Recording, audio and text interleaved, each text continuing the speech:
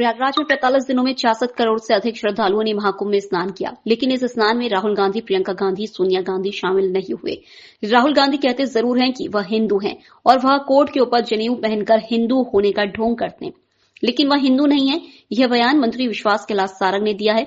वहीं भारतीय जनता पार्टी द्वारा दिए जा रहे इन बयानों पर युवा कांग्रेस के प्रदेश अध्यक्ष मितेंद्र सिंह ने पलटवार किया है।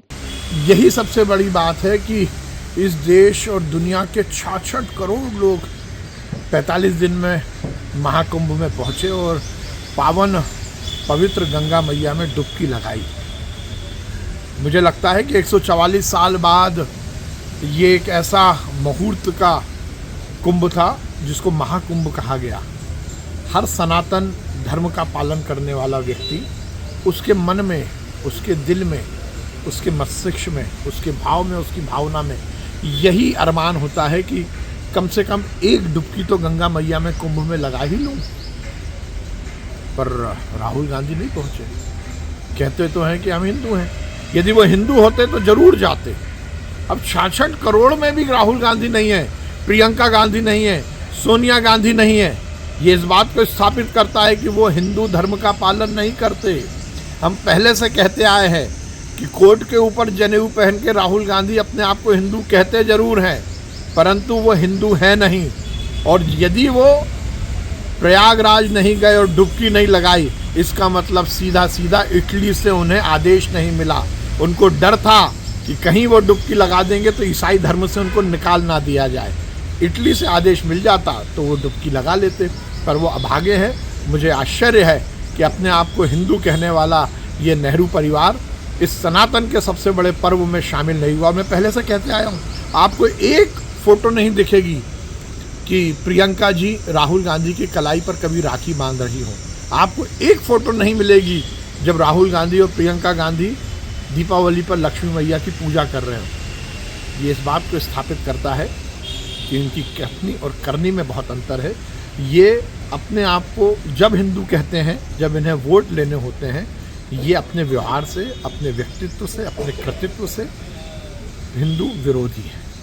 चाहता हूँ कि किसी के आस्था पे अगर आप सवाल उठाते हो और धर्म पे सवाल उठाते हो तो पहले आप अपने हृदय में झांक के देखिए कि आप कितने सनातनी हैं, आप कितने हिंदू हैं और आप कितने धर्म को मानने वाले हैं। क्योंकि जिसके परिवार ने इस देश के लिए जान दी है, जिनके परिवार ने तिरंगे में लपेटे हुए अपने कई परिजनों को खोया है, वो उन व्यक्तियों से सवाल पूछ रहे हैं जिनको ये सवाल पूछने का हक नहीं है। क्योंकि जिन्होंने अपनी जान, अपना खून इस देश को दिया हो, आप उनसे ये कैसे पूछ सकते हैं? आप धर्म की बात कैसे कर सकते हैं? आप ये बात कैसे पूछ सकते हैं कि धर्म व्यक्ति का खुद का होता है, उसके आस्था का होता है और धर्म उनके हृदय में बसता है? क्या आपको केदारनाथ में नहीं दिखा?